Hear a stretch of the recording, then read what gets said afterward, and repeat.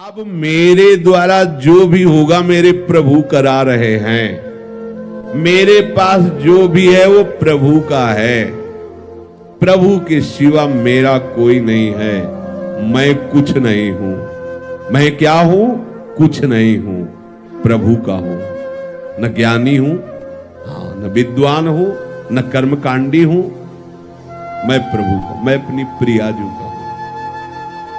मान्यता से सारी मान्यताएं काट दो, ज्यादा झंझट करने की जरूरत नहीं। साधन काल में साधक को कुछ अनुभव तो होता नहीं, होता है। अगर मैं प्रभु का हूं, प्रभु के लिए सब, तो गंदी बातें क्यों हो रही, ये जलन क्यों हो रही, ये अशांति क्यों हो रही, घबराहट क्यों हो रही, भय क्यों हो रहा है? केवल कहने से हो जाएगा मैं प्रभु का हूं, ये सब प्रभु के द्वारा हो रहा है। कह तो रहा हूं, रोज कह रहा हूं, पर बहुत परेशान हूं। स्पष्ट वर्णन कह रहे, अनुभव ना होने पर भी तुम्हारा संसार बंधन कट चुका है। जैसे एक बहुत बड़ा वृक्ष हो, पुराना, और आंधी से जड़ से उखड़ जाए, उखड़ गया है, बड़ी बड़ी जड़ें हैं, कुछ छोटी अभी ऐसे नीचे से, पूरा नहीं उखड़ पाया, गिर गया है। अब उसकी सत्ता नहीं रह रही, पर थोड़ा थोड़ा नीचे जमीन से आधा ऐसे ऊपर दिखाई दे रहा, नीचे की छोटी जड़ें ऐसे लगी हुई है। उससे वो हरा भरा महीनों दिखाई देगा। वो आपको लगेगा वृक्ष जिंदा, नहीं नहीं, जहां आप उठाओगे खत्म हो गया। ऐसे ही हम कह तो रहे कि प्रभु का सब कुछ है, प्रभु ही सब करते हैं, तो कुछ जड़ें थोड़ी थोड़ी लगी हुई है। जैसे आप ये ग्रंथ किसी को दे दें, वो पढ़ रहा है, तो आपको देखते हैं मैंने इसे दिया था, ये ग्रंथ मैंने दिया। हम तुमको इसे जमीन में रखने को नहीं दिया, संभाल के केवल पढ़ो, दूसरे को नहीं दे सकते। मैंने दे दिया है, पर अधिकार मेरा है। यही बेवकूफी हमारे को क्लेश दे रही है, अशांति दे रही है। प्रियाजू का, प्रियाजू का अधिकार नहीं, इसमें अधिकार मेरा है। समझ लीजिए आप अपने घर प्रियाजू का, संपत्ति प्रियाजू की, मैं प्रियाजू का, सब कुछ प्रियाजू का, पर अधिकार मेरा। अगर प्रियाजू ने ये वस्तु ऐसे इधर से इधर कर दी, तो आपके भजन का, आपके समर्पण का यही फल। मैं चाहता था ये यहां रखी जाए, यही रखी जाए, यही रखी जाए, तो आप क्या कर रहे हो? प्रियाजू को अपनी सेवा में ले रहे हो, या आप प्रियाजू की सेवा में जा रहे हो? अभी आप अपना ही तो अधिकार जमा रहे हो। देख लो, ऐसा ही समर्पण है, ऐसा ही समर्पण है। गुरुजी, न कोई माता न पिता, आप। जरा सी कोई बात, वो आप हमारी अनुकूलता के लिए आप थे, प्रतिकूलता के लिए आप नहीं थे। हमने आपको समर्पण इसलिए समर्पण किया, प्रतिकूलता कैसे दे दी? यही हमारी शिकायत प्रियाजू से। क्या समर्पण? हमें रोग हो गया, हमें कष्ट हो रहा है, हमारा अपमान हो रहा है, हमारी निंदा हो रही है, ऐसा हो वैसा। अब तुम्हारा क्या बचा भाई? वो छोटी छोटी जो जड़ें हैं उनको भी उखाड़ दो। यद्यपि शरणागति से, इस भावना से, मेरा कुछ नहीं, मैं कुछ नहीं कर रहा, प्रियाजू सब करवा रहे, जैसे जो भी वास्तविक नहीं कर रहे आप। ना आप सत कर रहे हो, ना आप असत कर रहे हो, ना अच्छे कर्म कर रहे हो, ना बुरे कर्म कर रहे हो। समझना हमारी बात। आपने अच्छे बुरे कर्मों के आरोप को अपने में मान लिया है, उसी का आपको दंड मिल रहा है। और जिस दिन आप इस कर्ता भाव को श्री जी के चरणों में समर्पित कर देंगे, तो बुरे कर्म होंगे ही नहीं। इसकी पहचान है। जैसे लोग कहते प्रभु की सत्ता के बिना पत्ता नहीं हिलता, तो हमसे जो कुकर्म आचरण हो रहे हैं प्रभु ही करवा रहे हैं। हाँ, उन प्रभु को तुम जान नहीं पा रहे हो कौन करवा रहे हैं। उन प्रभु का हम परिचय बताते हैं, उनका नाम है अहंकार। जिन प्रभु को तुम आरोपित कर रहे हो कि वो कुकर्म आचरण करवा रहे हैं, हाँ ठीक है, उनके बिना सत्ता के पत्ता नहीं हिलता। तो ये जो सत्ता आपने स्वीकार कर रखी, वो श्री कृष्ण की नहीं, वो अहंकार की स्वीकार कर रखी। मैं ये करता, मैं। आप हटा दो इसको। बुरे कर्म स्वाभाविक उससे नहीं होंगे, स्वाभाविक संकल्प नहीं होंगे, क्योंकि करता ही नहीं रहा तो होगा कैसे? अब भागवतिक अपने आप होंगे, बिना संकल्प के होंगे और ऐसे महान होंगे कि आपका मंगल, जगत का मंगल स्वाभाविक होगा। जैसे वृक्ष कुछ नहीं करता, लेकिन उसके द्वारा जगत मंगल स्वाभाविक होता रहता है। आने वाले को छाया, फल, फूल, पत्ते, लकड़ी जो चाहे ले ले, उसके द्वारा किसी का अहित नहीं होता। नदियां किसी का हित नहीं कर रही। ऐसे संत का जो भगवत चरणारविंद में आसक्त है, वो करता नहीं किसी का मंगल, उसे स्वाभाविक मंगल होता है। पुष्प की खुशबू स्वाभाविक प्रकृति में सुगंध फैला देती है, उसको प्रचार प्रसार नहीं करना होता। ये अहंकार, ये करना है, ये नहीं करना है, ये दोनों क्रियाएं ही हैं। करना भी और नहीं करना भी, दोनों क्रियाएं। जो महापुरुष होते हैं वो इन दोनों से अलग होते हैं। जो करना हो करा लेना, जो नहीं करना है वो ना करवाना। एक कितना आनंद है, अभी आनंद है। और इसका फल होगा कि आपकी जितनी सामग्री जमा है, दुख भुगाने वाली या लोक लोकांतर भटकाने वाली, इस सूत्र से सब भस्म हो जाएगी। और जो नवीन है वो क्योंकि वो सब इनके, पर चतुराई से नहीं, वो चतुर शिरोमणि है। कई बार सुनाया सत्संग में, एक ब्राह्मण बड़े विद्वान, शास्त्र के ज्ञाता, जैसे आप ही सत्संग सुन रहे हो, उनकी सत्ता के बिना पत्ता नहीं हिलता। तो जो हमने दुराचार किया, गोविंद आपने कराया भोगो। अच्छा किया मैंने किया, बुरा किया गोविंद ने किया। और जबकि शुरुआत होती है कि अच्छा किया तो आपने, बुरा किया तो ये मेरा कोई अहंकार है, मेरी कोई वासना है। सच्ची बात है, सच्ची बात है। कोई न कोई अहं आप बचाए रखे हो, उसी से हो रहा है। चाह किसको पैदा हो रही है? न स्वरूप में चाह है, न प्रभु में चाह है। तो ये जो चाह पैदा हो रही है, देहाभिमान में है। देहाभिमान नहीं होगा तो चाह नाम की वस्तु नहीं होगी। बहुत सुंदर उन्होंने उपवन लगाया था, बगीचा, सुंदर बावड़ी, कुआं आदि। बैठे हुए थे, एक गाय अंदर आ गई, वो घास चरते हुए, कई फूल के पौधे भी है। यद्यप उनका मारने का उद्देश्य नहीं था, उन्होंने से एक ईंट उठाई, ऐसे कंकड़, और भगाने के उद्देश्य सीधे उसके मस्तक पर लगी और गिरी, मर गई। गौ हत्या प्रकट हुई। वो तपस्वी थे और विद्वान भी थे।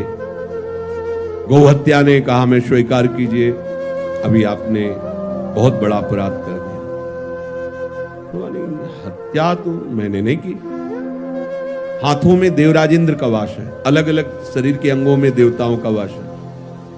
तो ये हाथ के द्वारा कंकड़ उठा के मारा जाना, ये देवराज इंद्र का है। और ये ब्रह्म हत्या, गौ हत्या उन्हीं के पास, देवराज इंद्र के पास गौ हत्या गई और कहा मुझे स्वीकार करो। तो उनका कब अपराध हुआ है शाम से? उनका ब्राह्मण देवता ने, हाथ में देवराज इंद्र का वास है।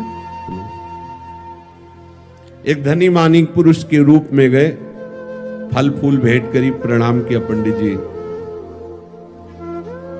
कितना सुंदर बगीचा, किसने लगाया? मैंने, ये सब मैंने 10वें वर्ष से पानी लगा के, खाद लगा, सींच के ऐसा बगीचा प्रशंसनीय। कुआं भी बहुत सुंदर निर्माण किया, किसने? मैंने। ये गौ हत्या किसने की? गौ हत्या से का चढ़ो, इसको बहुत विद्वान। हमारी दशा कुछ पंडित जी वाली है, नहीं? बुरा आचरण हुआ भगवान ही कराते हैं, सही आचरण हुआ पोस्टर में लिखवा दिया, नहीं चलेगा, नहीं चतुराई, चतुर शिरोमणि से नहीं चलने वाली। साधन काल में प्रकृतिजन्य गुणों से सर्वथा अतीत हूं, ऐसा अनुभव ना होने पर भी जब साधक ये मान लेता है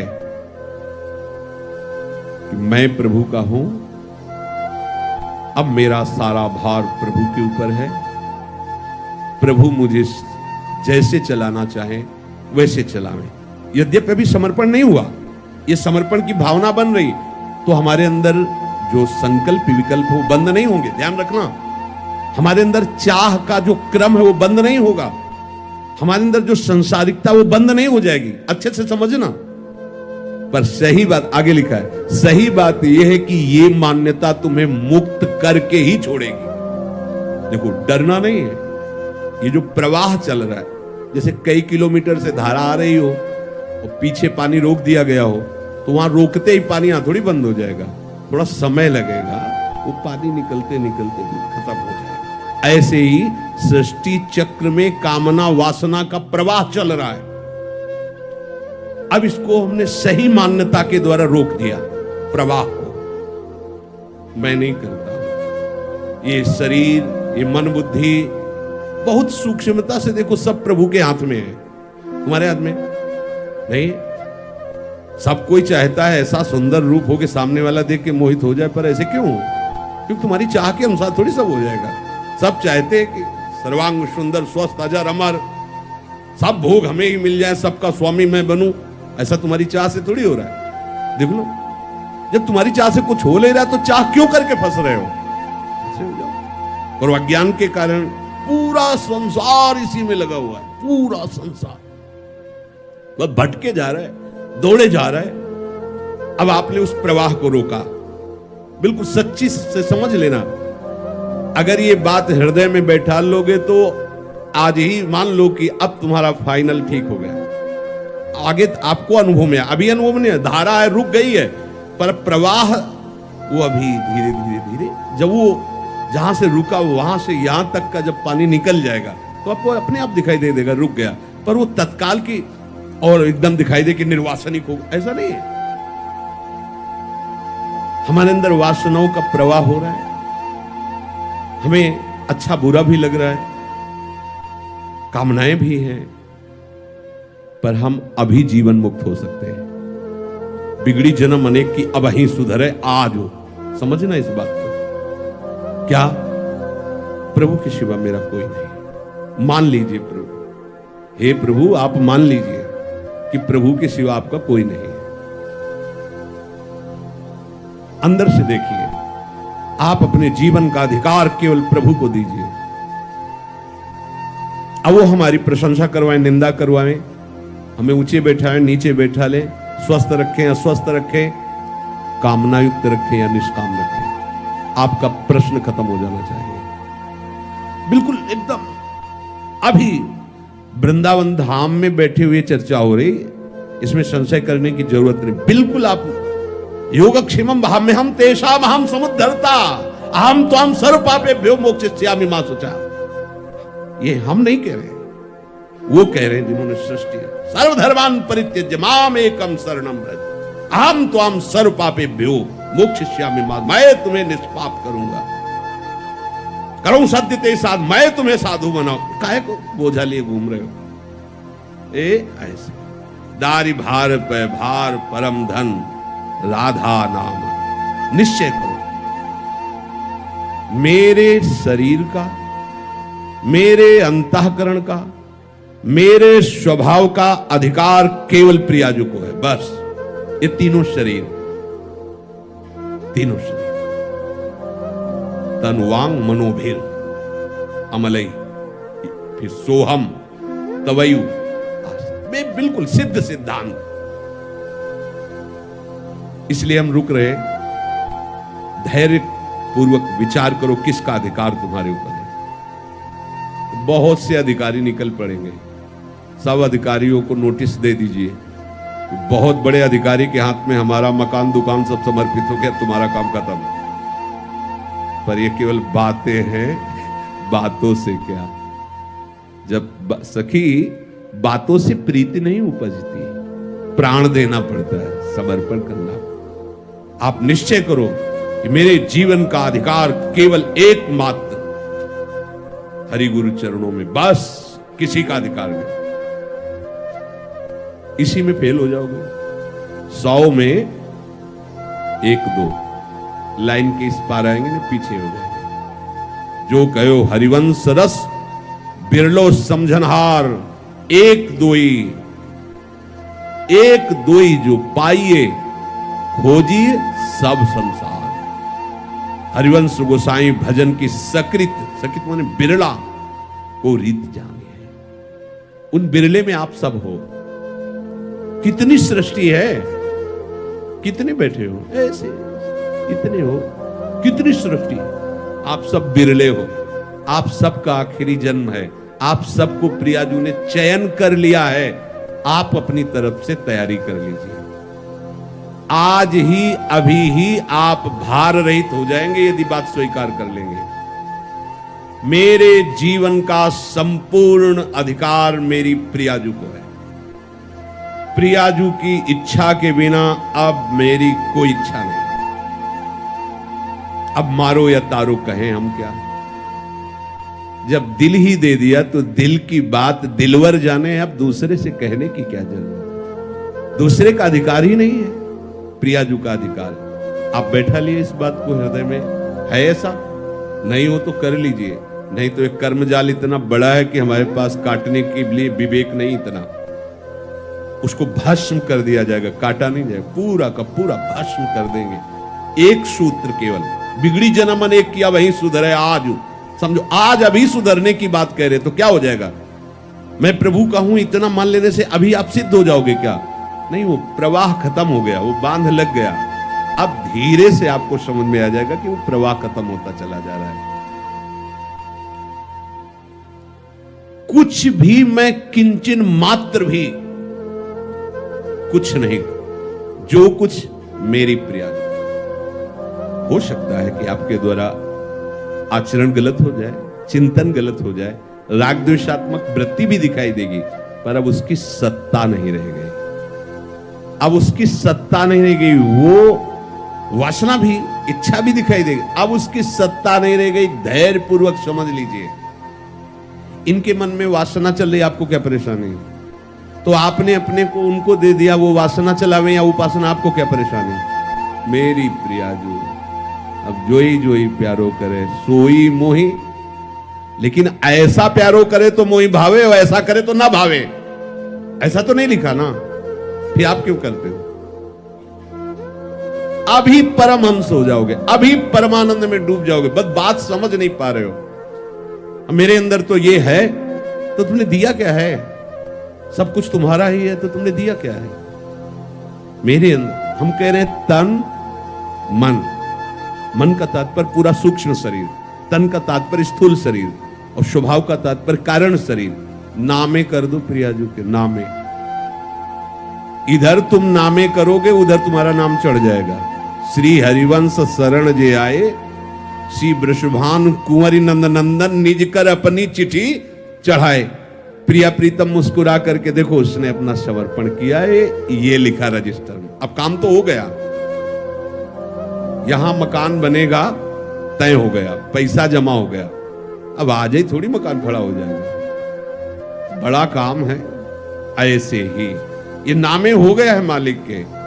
अब उनके पार्षद लग गए हैं झाड़ू पोछा करने में, देर नहीं लगेगी, सब साफ हो जाएगा। अब देर का मतलब अभी शरीर छूट जाए तो भगवत प्राप्ति होगी आपको। अभी वासना रहते हुए भगवत प्राप्ति हो जाएगी, विश्वास करो। भगवान कह रहे हैं, भगवान के वचन, क्षिप्रम भवति धर्मात्मा, बड़े शीघ्र मैं उसे मैं धर्मात्मा बना दूं। भगवान कह रहे, ये उनके वचन पर तो ध्यान दो। अपनी मान्यता जितनी हमने मान ली है, वो सब हटानी पड़ेगी। मैं अमुक जाति का हूं, मैं अमुक वंश का हूं, मैं अमुक जगह का हूं, मैं अमुक हूं, मैं अमुक का हूं, हटा दीजिए।